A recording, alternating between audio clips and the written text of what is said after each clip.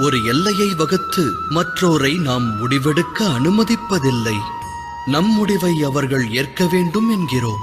அதன் அர்த்தம் ஜகத்தில் அடுத்தவருக்கு எவரும் சுதந்திரம் தருவதில்லை. ஒரு மனதின் சுதந்திரத்தை பறித்தால் அவ்விடம் விளைவது என்ன? குரோதம், வேதனை அல்லவா? வகுக்கப்பட்ட எல்லை உடைக்கப்படும் போது வகுத்தவரின் மனமும் குரோதம் கொள்கிறது. நான் கூறுவது உண்மைதானே? ஒருவேளை மற்றொரு சுதந்திரத்திற்கு மரியாதை அளிக்கப்பட்டால் அதன் பிறகு எல்லை என்ற ஒன்றை வகுக்க வேண்டும் என்ற நிலை வராது. அவ்வாறு ஒரு நிலை உருவாக வேண்டுமெனில் மற்றோர் துன்பத்தை அனைவரும் உற்றார் துன்பமாக எண்ண வேண்டும். உதவி செய்யும் பாங்கை கொள்ள வேண்டும். சிந்தித்து செயலாற்றுங்கள்.